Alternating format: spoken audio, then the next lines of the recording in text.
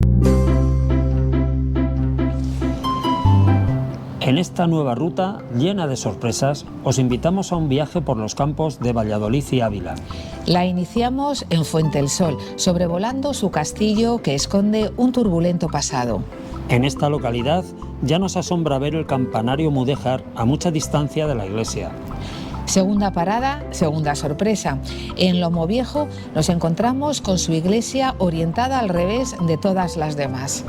Pasamos de provincia, de Valladolid a Ávila, y nos detenemos en Moraleja de Matacabras, donde nuestra tercera sorpresa será contemplar su enorme y adornada torre campanario que podremos ver desde las alturas. Completamos la ruta en Madrigal de las Altas Torres, el recuerdo de los grandes personajes que aquí nacieron, sus murallas y sus monumentos nos harán perdernos por sus calles y admirar su historia. Y como cuarta sorpresa, al final del vídeo os contaremos un folletín romántico lleno de traiciones y venganzas que no os podéis perder. Así que no lo dudes, acompáñanos.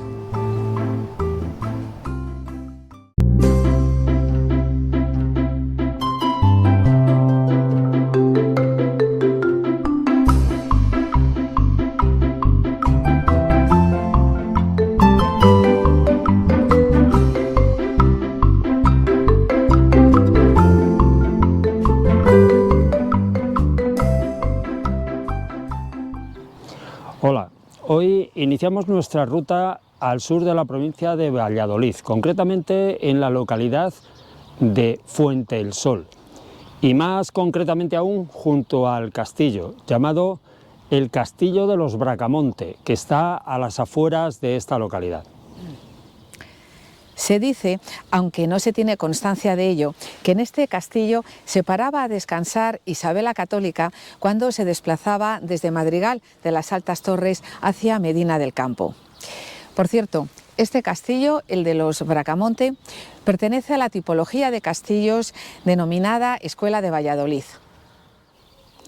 Se llama así a un tipo de castillos que se levantaron en el siglo XV a raíz de unos arreglos que hizo el rey Enrique IV en el castillo de Portillo en 1465. Estos castillos tienen unas proporciones interesantes, como por ejemplo que la torre del homenaje generalmente tiene el doble de altura que los muros que conforman el recinto.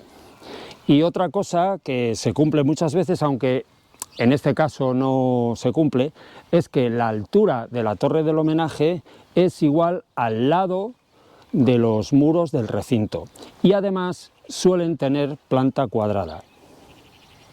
Este tipo de castillos se levantaron generalmente por señores de segunda categoría que querían ascender socialmente y para ello realizaban obras de prestigio ante sus súbditos y ante los grandes nobles, en una época en la que las guerras nobiliarias eran constantes. Este castillo, en concreto, fue levantado por Álvaro de Bracamonte, que era el señor de la villa, y parece ser que lo hizo a expensas de los vecinos, lo que motivó una sublevación de estos, que esta sublevación solo se apaciguó cuando intervinieron los reyes católicos y le quitaron el señorío y se lo dieron a un hermano. Actualmente el recinto del castillo se emplea como cementerio.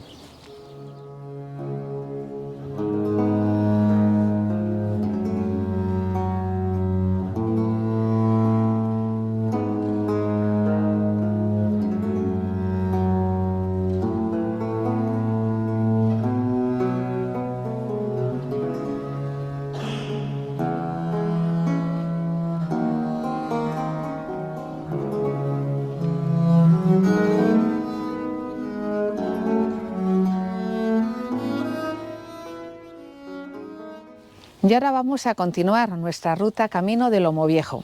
Pero antes de abandonar Fuente el Sol, vamos a hacer una pequeña parada para contemplar un torreón mudéjar que ahora hace las veces de campanario y que se encuentra separado del edificio de la iglesia. Un caso muy poco frecuente en España. Así que vamos a verlo.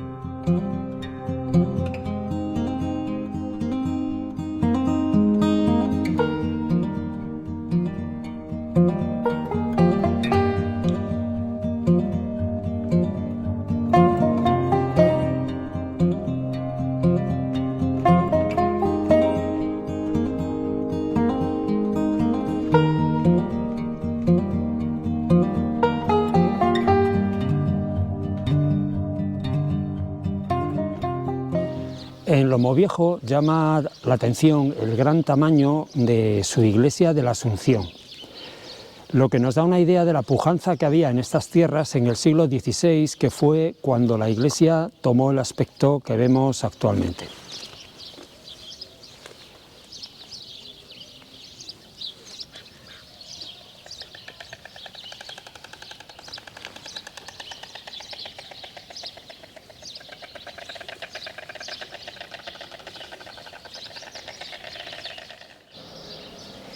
Pero también hay algo más que nos sorprende.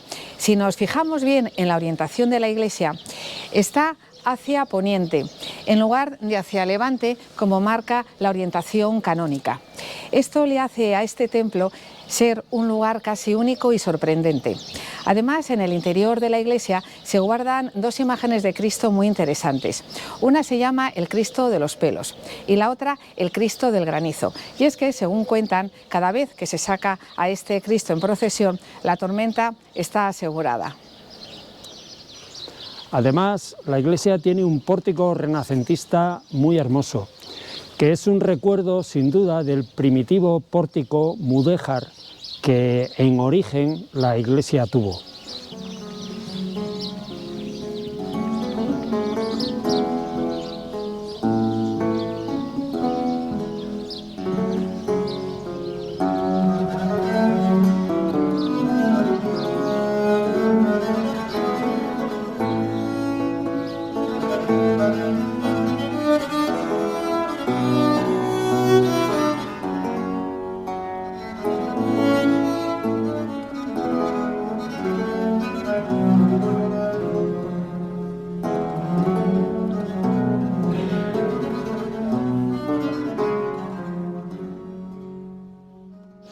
Bueno, y ahora ya nos vamos hacia Moraleja de Matacabras, ya en la provincia de Ávila.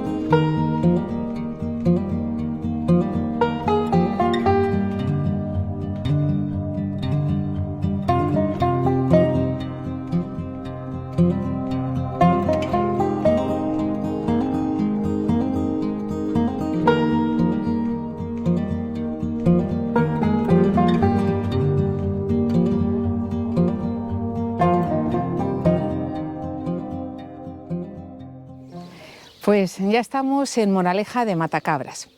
No está muy claro el motivo del nombre de esta localidad.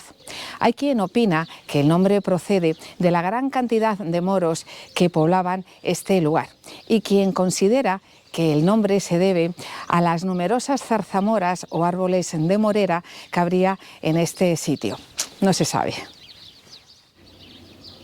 De su iglesia de la Asunción destaca su enorme torre mudéjar con un doble cuerpo de campanas y unos interesantes adornos en las esquinas y en la parte superior.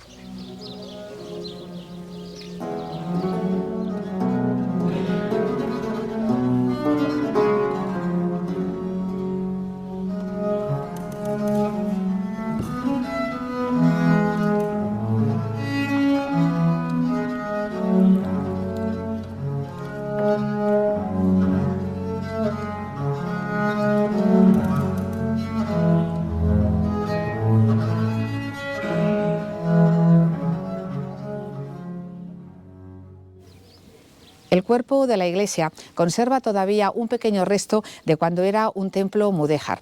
Se trata de una sencilla puerta ubicada en la cara norte y que tiene un arco de medio punto con 3 arquivoltas, un friso de esquinillas y todo ello enmarcado en un alfiz. Como vemos, la puerta está cegada y medio oculta debido a este contrafuerte que se levantó cuando se realizó una reforma posterior. El interior del templo es muy interesante, sobre todo por su coro de madera, que es mudéjar pero con hechuras renacentistas.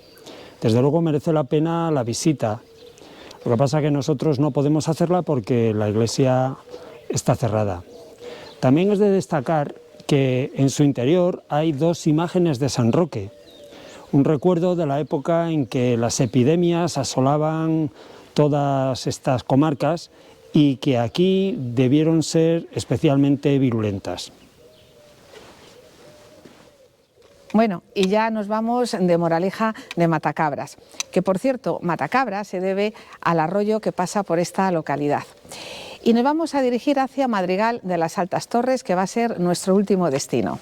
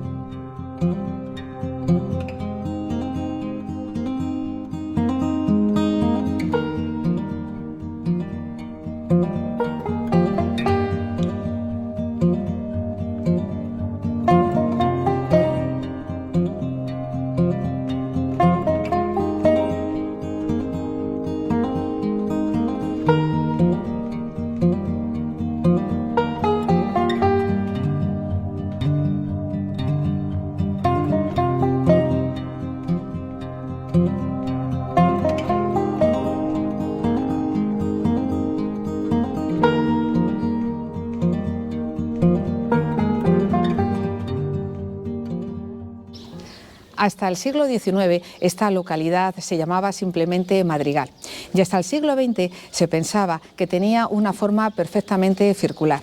Hoy ya sabemos que no es así. Madrigal de las Altas Torres es junto a Olmedo una de las grandes villas mudéjares que hay en Ávila, aunque solo sea por sus casi 2,5 kilómetros de murallas y sus 23 torreones, de los que todavía conserva una gran mayoría, como por ejemplo este que tengo a mi derecha.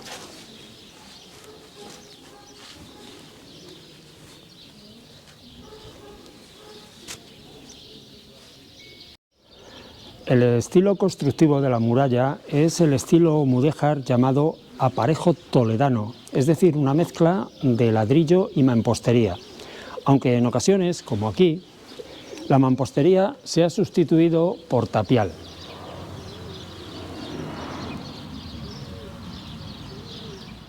Lo que no puede negarse es la influencia islámica en la concepción del recinto amurallado, con elementos como las torres albarranas, como esta, que protegen las puertas. En concreto, esta torre albarrana protege la llamada Puerta de Medina.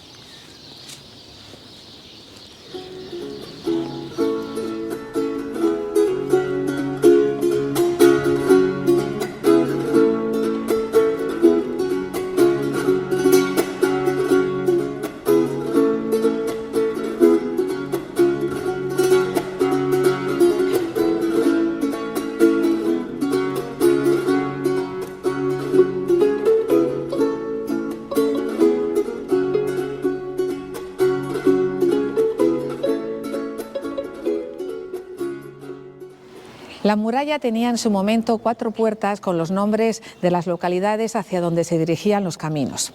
Algunas han desaparecido, como la que se dirigía a Peñaranda, pero otras, como esta, que se llama Cantalapiedra, todavía se conserva afortunadamente y, como vemos, tiene una apariencia tan poderosa que parece un castillo por sí misma.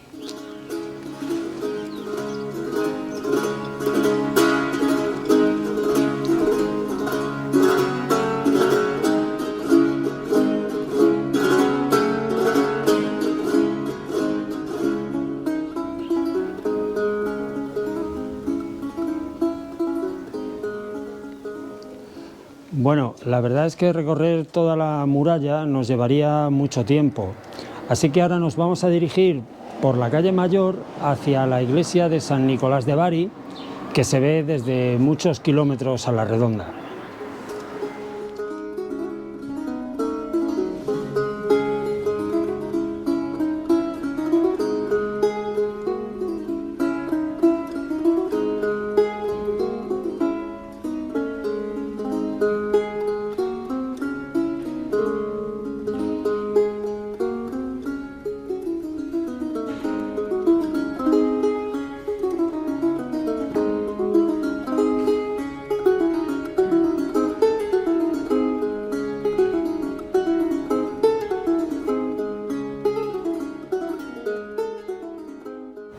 Verdaderamente impresiona la torre de la iglesia con más de 50 metros de altura.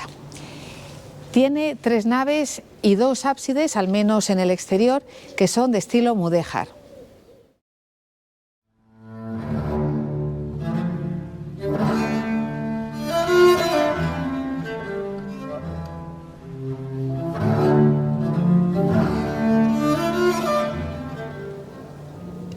Muy cerca está la iglesia de Santa María del Castillo, que vamos a verla ahora mismo.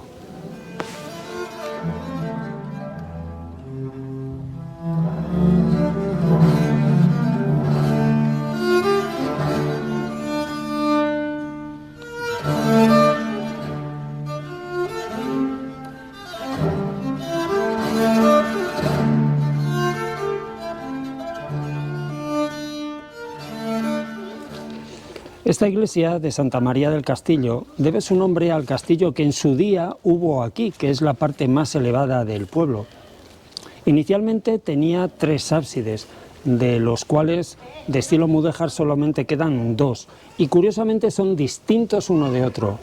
El que era el ábside central tiene 3 filas de arcos rematados con esquinillas, y el otro representa solo 2 filas de arcos y arriba unos casetones. En su interior se han descubierto recientemente unas pinturas murales de la época gótica, aunque lamentablemente tanto en esta iglesia como en la de San Nicolás de Bari ya son muy pocos los restos medievales que podemos ver.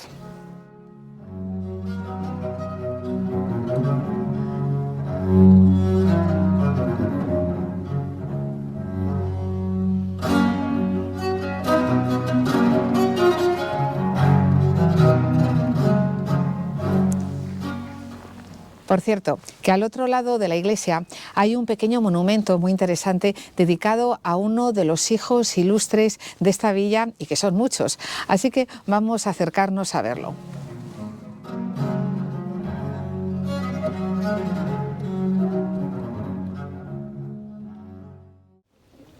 Este busto está dedicado a Vasco de Quiroga, más conocido como Tata Vasco en México, Michoacán. Tras estudiar Derecho Canónico y Leyes, en 1537 fue nombrado obispo de Michoacán, haciéndose cargo de una serie de poblaciones que había en aquella zona. No cabe duda que Vasco de Quiroga fue una persona muy inteligente, ya que a diferencia de otros, enseguida se dio cuenta que para integrar de una forma pacífica a los indios era necesario respetar y conservar parte de su organización tribal, aunque luego se añadiesen elementos de la cultura española. Además, hizo que las diferentes poblaciones que él gobernaba se especializaran en un trabajo diferente. Así unos fabricaban canoas, otros fabricaban muebles, otros fabricaban redes de pesca, etc. Y este sistema se mostró tan eficiente porque la calidad de los productos mejoraban y no se hacían la competencia unos a otros, de tal manera que aún hoy, todavía en Michoacán, se conserva este tipo de producción. No cabe duda que Vasco de Quiroga fue un adelantado a su tiempo, propiciando hace más de 400 años lo que hoy conocemos como desarrollo sostenible, y eso que nos creemos que es una teoría económica actual. Vasco de Quiroga, a diferencia además de otros conquistadores, fue un hombre y es un hombre muy respetado y querido en México. De hecho, se ha iniciado un proceso para su canonización. No cabe duda que la familia Quiroga en estos tiempos descolló mucho, porque un sobrino de Vasco Gaspar de Quiroga fue nombrado obispo de Cuenca, inquisidor general y posteriormente arzobispo de Toledo y cardenal.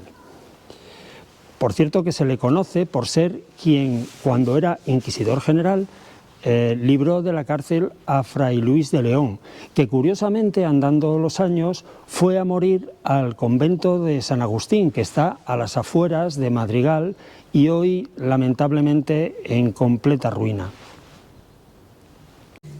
Otro clérigo importante nacido en esta villa fue Alfonso Fernández de Madrigal, llamado el Tostado. Fue uno de los intelectuales más destacados del siglo XV. Basta decir que con tan solo 20 años ya era catedrático en la Universidad de Salamanca. Fue embajador, consejero real y obispo de Ávila, y además escribió una ingente cantidad de tratados.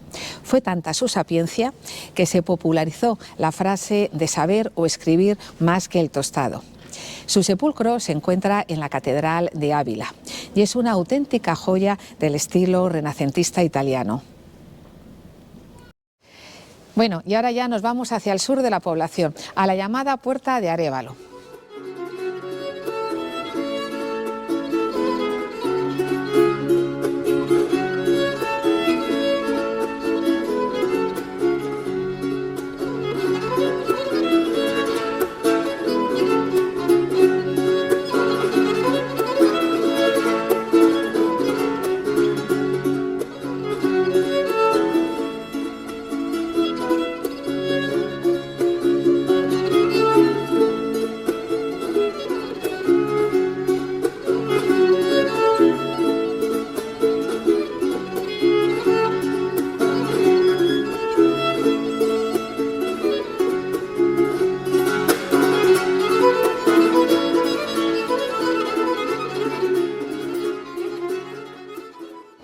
En esta plaza tan espaciosa hay dos edificios singulares. Uno es el Palacio de Juan II y el otro el Hospital de la Concepción. Su verdadero nombre es Real Hospital de la Purísima Concepción y tuvo una función sanitaria hasta los años 40 del siglo XX. Si tenemos en cuenta que fue fundado en el año 1443 por María de Aragón, que fue la primera esposa del rey Juan II, el padre de Isabel la Católica, nos da un uso de 500 años. Ciertamente hay muy pocos edificios civiles que puedan presumir de tener una vida útil tan prolongada. En la actualidad, el edificio se emplea como oficina de turismo y tiene en uno de sus lados una capilla con una imagen que es una de las más veneradas aquí en Madrigal de las Altas Torres. Así que vamos a pasar dentro.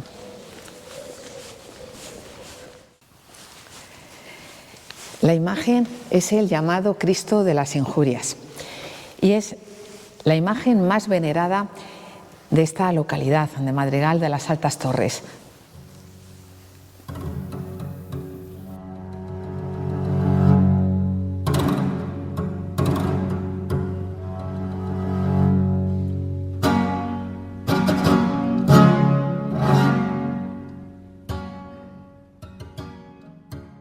Al otro lado de la plaza está el Palacio de Juan II, que actualmente es el monasterio de Nuestra Señora de Gracia. En el año 1311, el rey Fernando IV regaló el señorío de Madrigal a su madre María de Molina, y desde entonces las reinas de Castilla tuvieron el señorío de este lugar.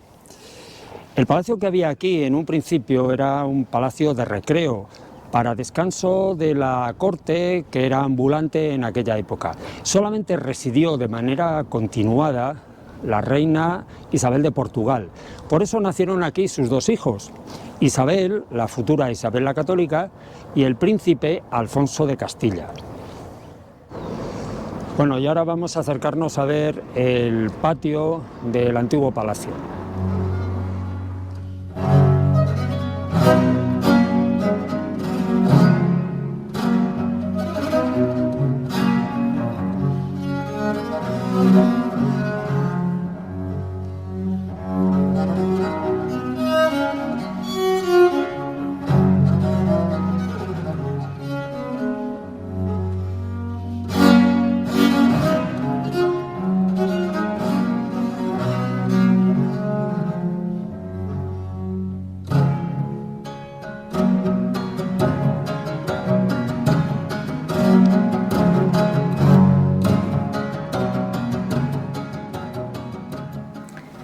Curiosamente, conocemos más detalles de la primera infancia de Isabel más que de los años posteriores, o al menos hasta que tuvo un papel relevante en la vida de Castilla.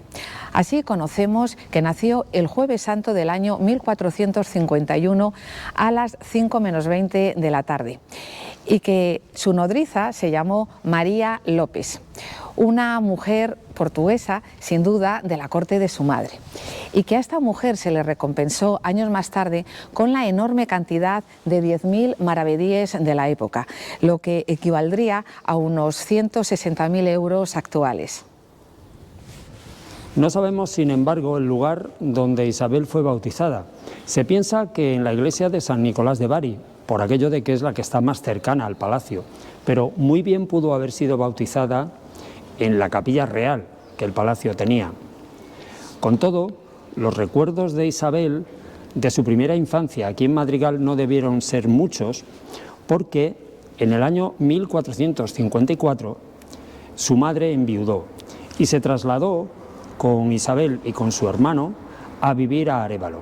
Isabel tenía por entonces apenas 3 años. Esto no quiere decir que Isabel se olvidara del lugar donde nació.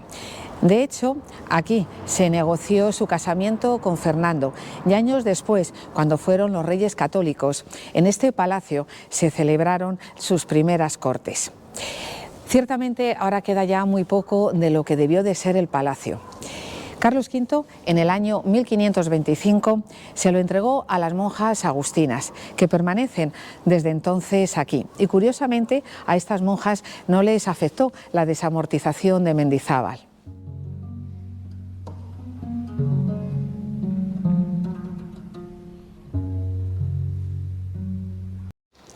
Bueno, y ahora ya vamos a terminar viendo la puerta de Arévalo.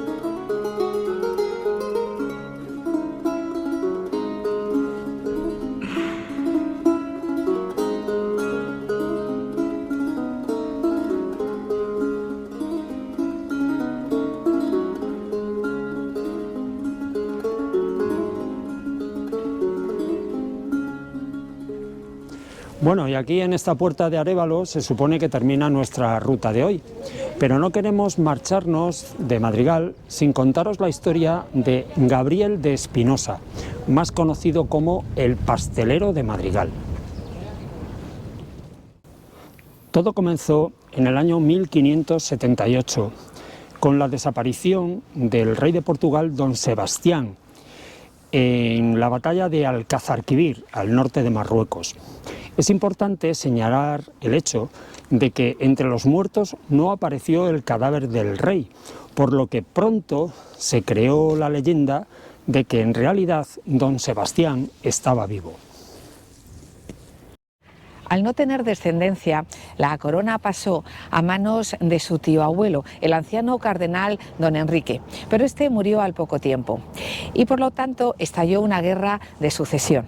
Había 2 candidatos firmes, uno era Felipe II, el rey de España, y el otro don Antonio, el prior de Crato, que era la rama portuguesa de la Orden de San Juan de Jerusalén. Ambos eran nietos del que fue rey de Portugal, don Manuel I, y cada uno de ellos tenían cosas a favor y cosas en contra para heredar la corona. Felipe II tenía a su favor el hecho de ser el rey de la monarquía más poderosa de su tiempo y, por tanto, enseguida tuvo el apoyo de la alta nobleza portuguesa y del alto clero, pero tenía en contra el hecho de ser un rey extranjero en Portugal. Por su parte, don Antonio tenía a su favor el hecho de ser portugués y por ello le respaldaba la baja nobleza y lo que podríamos llamar el pueblo, pero tenía en contra el hecho de que era hijo ilegítimo. En estas condiciones, a Felipe II, con una mezcla de diplomacia y fuerza, no le costó mucho hacer que las Cortes de Tomar, en el año 1581, lo nombraran rey de Portugal. Estando así las cosas, en el año 1594 llega a Madrigal un tal Gabriel Espinosa, de oficio pastelero y acompañado de una niña de 2 años. Pronto llamó la atención por el hecho de ser pelirrojo, algo muy raro en Castilla. Además, hablaba varios idiomas, sabía montar bien a caballo y tenía unos modales muy refinados. Todo ello cualidades que parecen no corresponder a un simple pastelero. Por aquel entonces vivía en Madrigal Fray Miguel de los Santos, un clérigo portugués que había sido confesor del rey don Sebastián y luego partidario del prior de Crato y por tanto había sido desterrado aquí, a Madrigal. El tercer personaje de esta historia es doña María Ana de Austria, que era hija ilegítima de don Juan de Austria y este a su vez, hay que recordar, hijo ilegítimo de Carlos V. Por tanto, era sobrina del rey Felipe II. Y cuando tenía 6 años la ingresaron en un convento, pero no tenía ninguna vocación religiosa. Se supone que Fray Miguel concibió la idea de hacer pasar a Gabriel de Espinosa por don Sebastián, aprovechando la circunstancia de que ambos eran pelirrojos y de que él, al haber sido confesor del rey don Sebastián, podía testificar que eran la misma persona. Pero no contento con esto, puso en contacto a Gabriel de Espinosa con doña María Ana de Austria, con la intención de casarlos, aprovechando que ambos supuestamente eran de familia real. A esta proposición, doña María Ana accedió encantada, ya que por una parte abandonaría el convento y por la otra, si todo salía bien, se convertiría en reina de Portugal al casarse con un pariente suyo, don Sebastián, al que muchos, y ella también, creían vivo. Así que pronto se comprometieron en matrimonio y ya solo quedaba la dispensa papal para que doña María Ana abandonase su estado de religiosa. Pero la cosa se empezó a torcer cuando en un viaje a Valladolid Gabriel de Espinosa tuvo un comportamiento poco ejemplar. Por una parte empezó a hablar muy mal del rey Felipe II y por otro lado le enseñaba a todo el mundo unas joyas supuestamente de doña María Ana. Ante esto fue denunciado y arrestado. La sorpresa fue mayúscula cuando entre sus papeles aparecieron unas cartas de doña María Ana en las que trataba a Gabriel Espinosa de prometido y se refería a su niña como hija mía, y otra carta de Fray Miguel en la que le llamaba majestad. El caso se remitió enseguida a la Corte de Madrid y en ese momento estalló el escándalo, cuando se abrió una investigación y en ese momento Fray Miguel reveló que el extraño comportamiento de Gabriel Espinosa se debía a que era el verdadero rey de Portugal, don Sebastián, que había permanecido oculto hasta entonces. Gabriel de Espinosa y Fray Miguel fueron sometidos a proceso y doña María Ana encerrada bajo una vigilancia estricta. En el juicio, Gabriel de Espinosa tuvo un comportamiento un tanto extraño porque unas veces admitía la suplantación y otras veces la negaba. Por su parte, Fray Miguel siempre dijo que él creía realmente que Gabriel de Espinosa y don Sebastián eran la misma persona. Ambos fueron hallados culpables de lesa majestad y condenados a la horca. Gabriel murió ahorcado en Madrigal y Fray Miguel en la Plaza Mayor de Madrid, después de que se le retirara su condición de clérigo. El rey Felipe II tampoco tuvo piedad con su sobrina. El hecho de ser monja y de tener sangre real la salvó de la muerte, pero fue encerrada bajo estricta clausura en un convento de Ávila y se le prohibió absolutamente cualquier contacto con el exterior. Hay que decir que su suerte cambió cuando murió Felipe II y su primo Felipe III la perdonó, así que pudo volver de nuevo a Madrigal de las Altas Torres, donde fue priora del convento. Y más tarde fue nombrada abadesa del monasterio Santa María la Real de las Huelgas en Burgos, que era la máxima dignidad eclesiástica que una mujer podía tener en la época.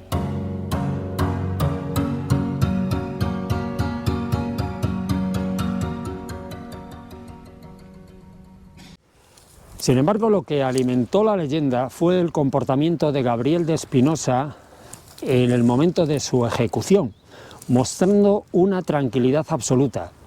Subió muy calmadamente al patíbulo, se puso él mismo la soga de la horca y emplazó al alguacil que lo había detenido al juicio de Dios. Es decir, tuvo un comportamiento propio de un rey que hubiese aceptado su destino. Es evidente que esta historia parece enteramente un folletín romántico y que se prestaba a ser recreada en la literatura. De hecho, se hizo en muchas ocasiones. Tal vez la más famosa fue la que hizo José Zorrilla al poco tiempo de escribir Don Juan Tenorio. Además, fue su última obra de teatro y se estrenó con el nombre de Traidor, Inconfeso y Mártir. Y ahora ya sí que nos despedimos. Ya solamente nos queda volver a Fuente del Sol para completar nuestra ruta. Como habéis visto, hoy ha sido un día lleno de arte, de historia y de historias sorprendentes. Y ya sabes, si te ha gustado el vídeo, dale al botón de me gusta, difúndelo entre tus amistades, etc. Y si aún no te has suscrito, pues ¿a qué estás esperando? Vamos, suscríbete, que no te arrepentirás. Hasta la próxima. Hasta la próxima.